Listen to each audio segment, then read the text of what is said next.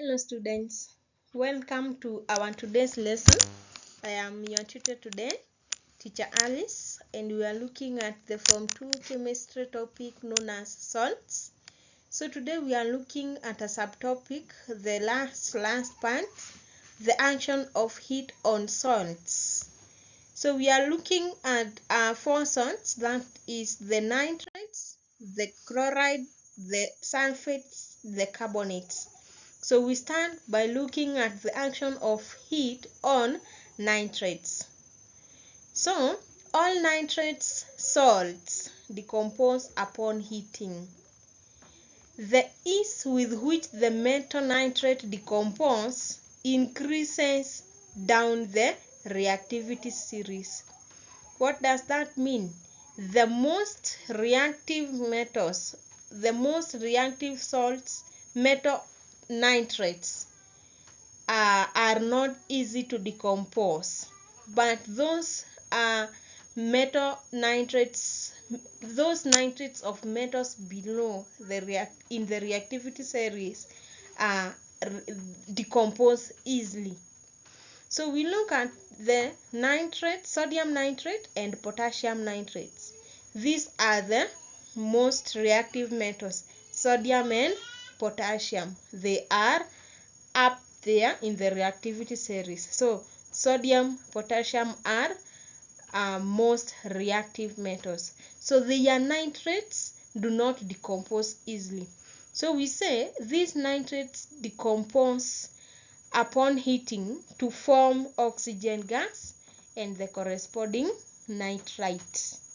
So the nitrate decomposes to give oxygen and the metal nitrite. For example, if we have sodium nitrate, when we heat sodium nitrate, it decomposes to give us sodium nitrite and oxygen gas. When we heat potassium nitrate, it decomposes to give us potassium nitrite and oxygen gas, and those are the chemical equations.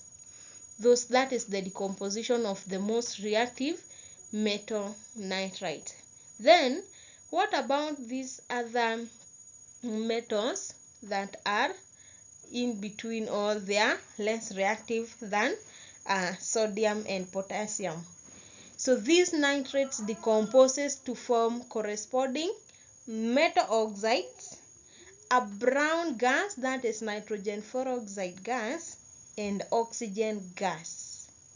So these nitrates are decomposing more than those metals nitrates that are for metals that are most reactive. So for example, calcium nitrate, it decomposes to give us calcium oxide, nitrogen peroxide and oxygen gas. All the way to copper.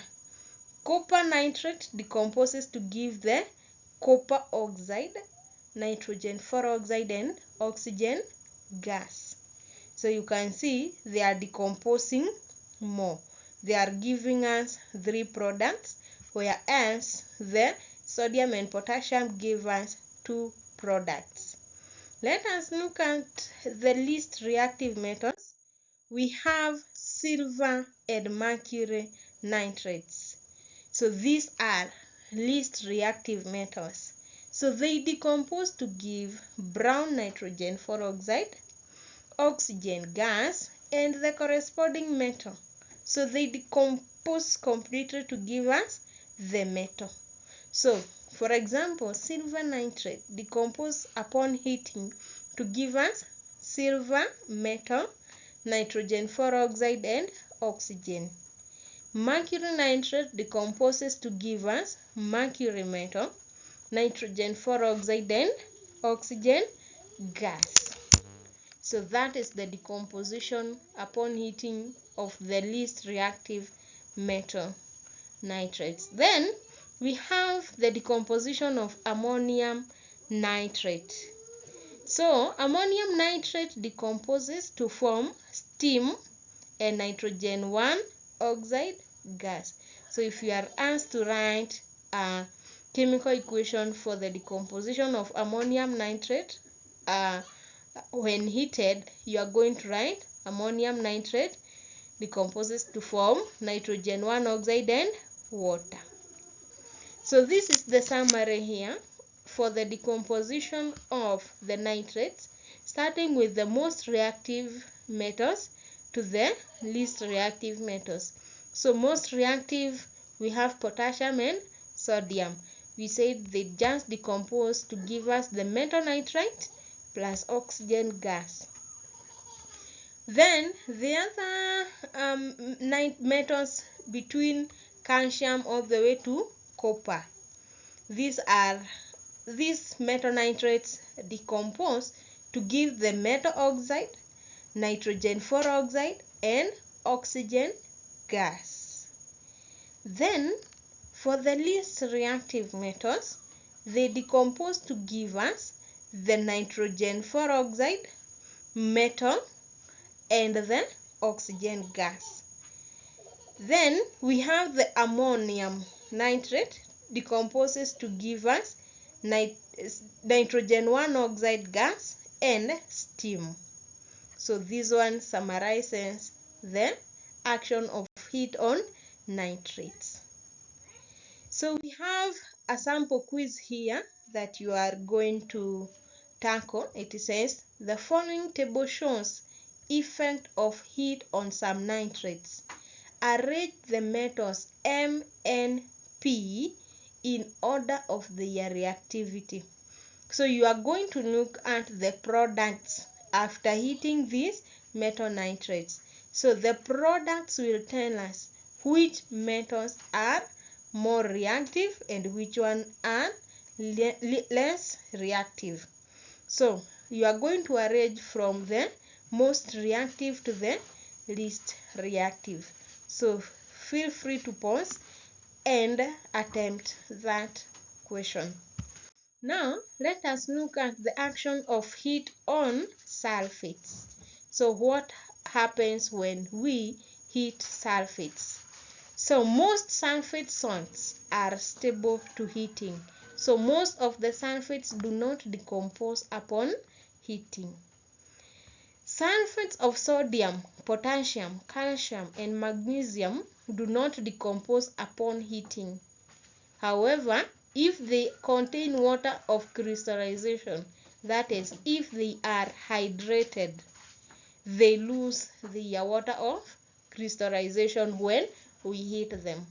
For example, if we have hydrated sodium sulfate, when we heat hydrated sodium sulfate, we are going to get sodium sulfate plus the water of crystallization. So sodium sulfate plus water.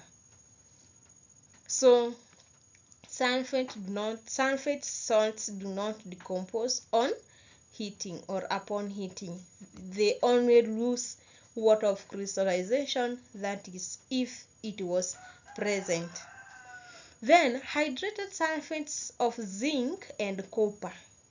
These are below the sodium and potassium in the reactivity series. So zinc and copper sulfates decompose on strong heating to form corresponding metal oxide, sulfur 6 oxide, gas, and water. These are the chemical equations. When we heat strongly copper sulfate or hydrated copper sulfates, we get copper oxide, sulfur 6 oxide gas, and water. Hydrated zinc sulfate, we get zinc oxide, sulfur 6 oxide gas, and water. So that is the action of heat on sulfates. Then we look at the action of heat on carbonates. So all carbonates, or we can say most carbonates, decompose upon heating to give metal oxide and carbon 4 oxide gas. So most carbonates decompose to give us a metal oxide and carbon 4 oxide. Then the carbonates of sodium and potassium do not decompose upon heating. So they do not decompose, they just remain unless they have water of crystallization. They will just lose the water of crystallization. So that you need to note that the carbonates of sodium and potassium do not decompose upon heating. Carbonates of calcium, magnesium, zinc, lead, copper decompose on strong heating. So you have to heat them strongly for them to decompose to give us the corresponding metal oxide and then carbon dioxide. Then carbonates of silver and mercury decomposes at room temperature. So when you just store or just put those carbonates of silver and mercury, they are the least reactive metals. They will just decompose at room temperature, not necessarily heating. Then we can look at the action of heat on chlorides. So most chlorides are stable to heat and they do not decompose. But if they are hydrated, they lose their water of crystallization upon heating. So when we heat the chlorides, they do not decompose, not unless they contain water of crystallization. So when you heat, for example, hydrated magnesium chloride, it decomposes to give us magnesium chloride and water. Then ammonium chloride sublimes upon heating. So we saw in Form 1 that ammonium chloride sublimes. So when heated, it sublimes. So it sublimes to give us ammonia and hydrogen chloride. So when we heat ammonium chloride, it decomposes to give us ammonia and hydrogen chloride. Finally, we have the uses of salts. So we have so many uses of salts. These are just some of the uses of the salts that we have been looking at. So we said the salts could be the chloride salts, nitrate salts, carbonate salts, or the sulphate salts, and also the ammonium salts. So we have, for example, sodium chloride is used for seasoning and preserving food. Potassium nitrate is used in making gunpowder and also as a fertilizer. Alum is used for purifying water and as a mordant in dyeing. Sodium carbonate is used as a water softener, so it is used in softening water. Sodium hydrogen carbonate is used in baking powder and also as an antacid.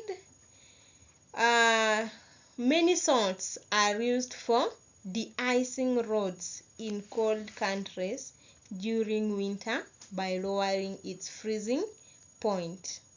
So those are some of the examples of the uses of salts. So that marks the end of this topic.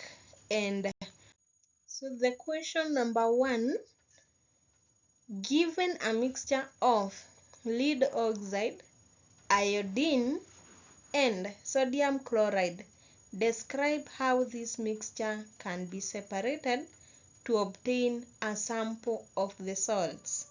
So you need to separate the 3 salts.